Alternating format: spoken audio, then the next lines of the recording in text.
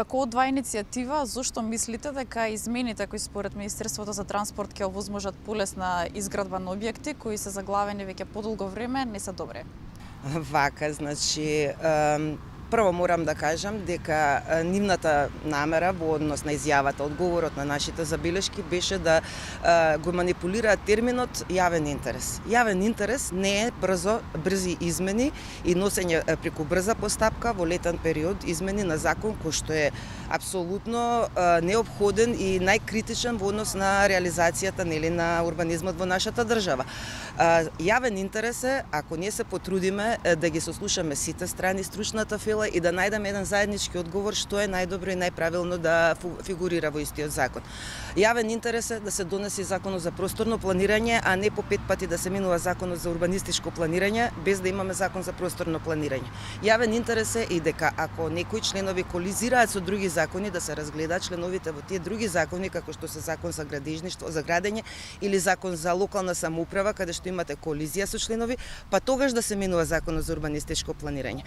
Значи сметам дека терминот јавен интерес, нови градби битни за граѓаните, да, битни се, но сето тоа треба да биде успешно испланирано и реализирано во рамките на едно генерално планирање за интерес на сите страни, буквално на сите, најмногу на граѓаните.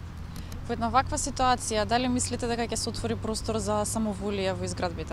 Апсолутно, токму затоа и реагираме. Еве конкретно за тој член каде што во јавен интерес се става нели урбанистички проект, носење само на урбанистички проект. Урбанистички проект не подлежи на јавна расправа, значи не проаѓа ни совет.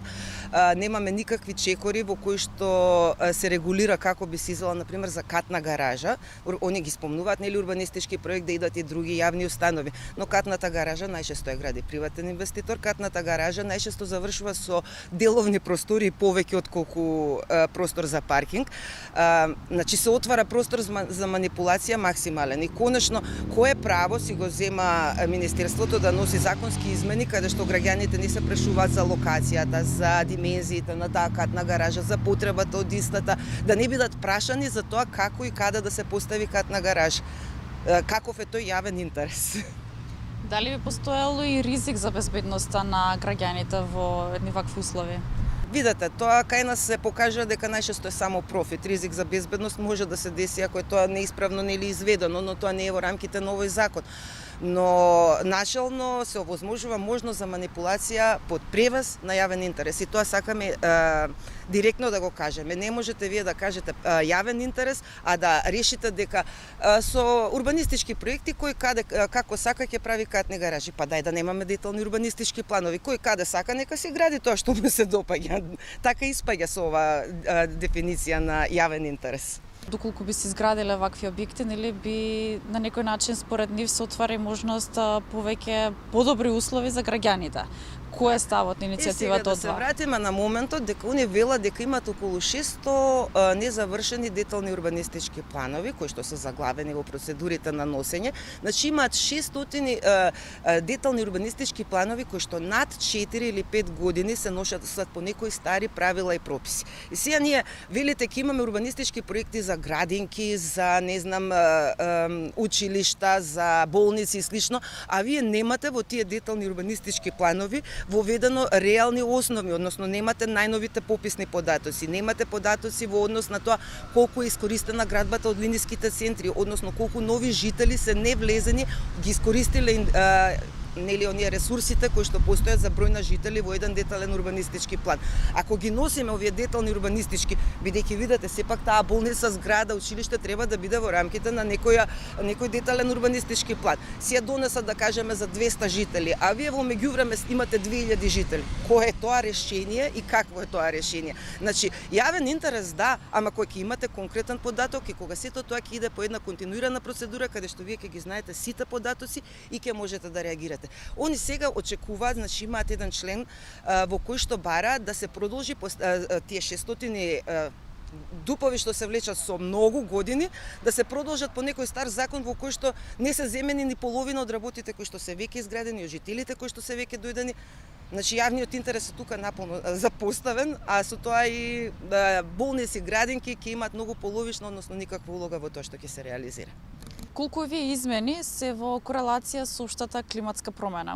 Тоа па апсолутно не, значи немаме никакви конкретно членови во кои што би се на пример примениле условите од климатските промени, односно условите кои што ги изискуваат. Напротив, ви велам токму тоа, тие дупови кои што се носеле по стариот закон, каде што ни законот за зеленило не е запазен, сега ние ги враќаме во живот и ќе се носат детални урбанистички планови по нив. Климатските промени апсолутно не се земени во обзир, ниту пак јавната, ниту пак што велите безбедноста на граѓаните токму од овој агол, од аголот на климатски промени. Бидејќи повеќето од заглавените детални урбанистички планови, конкретно можам да зборам за оваа општина, се заглавени токму поради такви нерешени ситуации во однос на животните стандарди на луѓето кои што се во оваа населба. Од друга страна, урбанистичката слика години наназад веќе покажува дека постојат низа нерасчистени законски околности. Како според вас да се стави крај на ова, ако сметате дека ова законско решение не е всушност добро? Значи, сметаме дека апсолутно треба да се врши измена, ама не ваква брза, нетранспарентна измена.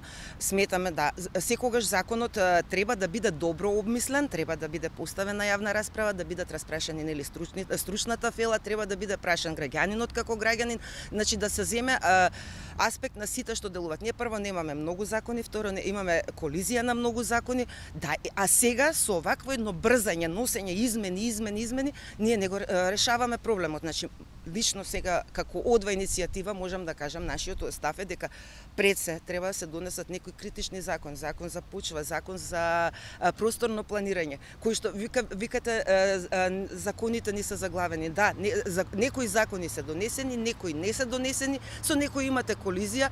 Па дајте тогаш да седнеме, не во август, кога се сите на одмор, седнеме да видиме овие закони не одговараат, овдека треба смена, ние нема да ги правиме смените, треба да ги прават стручни лица. Ама ова делува многу аматирски, знаете, преку ноќ. Ајде, многу е битно да пројдат овие 600 детални урбанистички планови. Зашто е битно? За повторно да имаме проблем кога ќе се носат.